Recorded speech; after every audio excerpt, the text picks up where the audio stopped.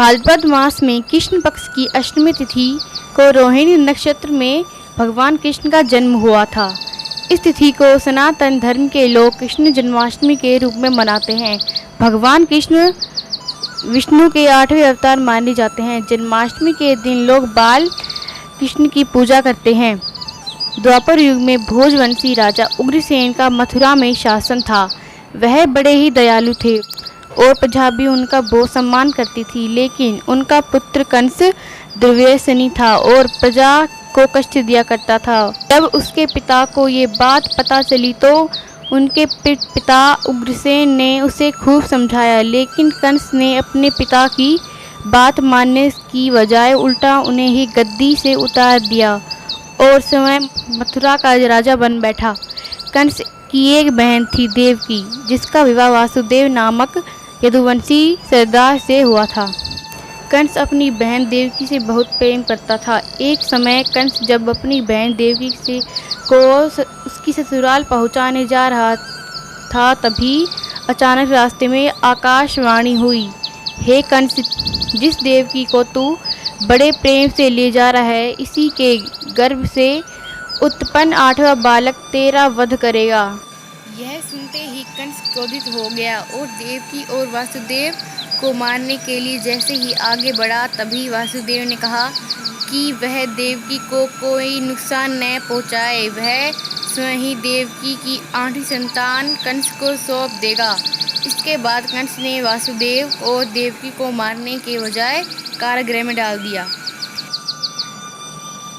वासुदेव देवकी की एक एक करके 7 संतानें हुई और 7 को जन्म लेते ही कंस ने मार डाला। अब बारी थी 8वें बच्चे के होने की। कंस ने इस दौरान कारागार में वासुदेव देवकी पर और भी कड़े पहरे बैठा दिए। देवकी के साथ नंद की पत्नी यशोदा को भी बच्चा होने वाला था। उन्होंने वासुदेव देवकी के दुखी जीवन को देख 8वें बच्चे की रक्षा का उपाय रचा।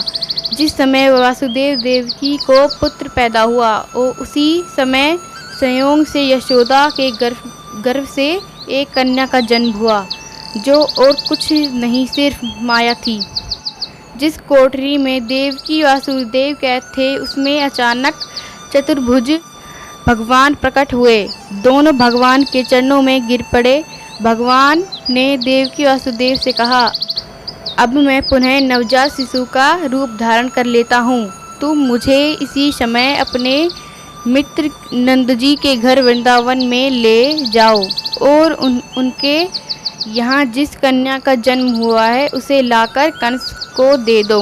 भगवान ने कहा, इस समय वातावरण अनुकूल नहीं है, लेकिन फिर भी तुम चिंता न करो, जागते हुए पहरेदार सो जाएंगे, कारागृह के दरवाजे अपने आप खुल जाएंगे और उफनती अथाह यमुना तुमको पार जाने का मार्ग खुद दे देगी। भगवान के आदेश अनुसार वासुदेव नवजात शिशु रूप श्री कृष्ण को सूप में रखकर कारागृह से निकल पड़े और यमुना को पार कर नंद जी के घर पहुँचे, जहाँ उन्होंने नवजात शिशु को यशोदा के साथ सुला दिया और उनकी कन्या को लेकर मथुरा आ गए। वासुदेव के आते ही कारागृह के फाटक पूर्ववत बंद हो गए। कंस तक वासुदेव देवकी के बच्चा पैदा होने की सूचना पहुंच गई। कंस ने बंदी गृह में जाकर देवकी के हाथ से नवजात कन्या को छीना और जैसे ही उसने उसी बच्चे को पृथ्वी पर पटक देना चाहा, वैसे ही कन्या आकाश में उड़ गई और उसने कहा, अरे मूर्ख, मुझे मारने से क्या होगा?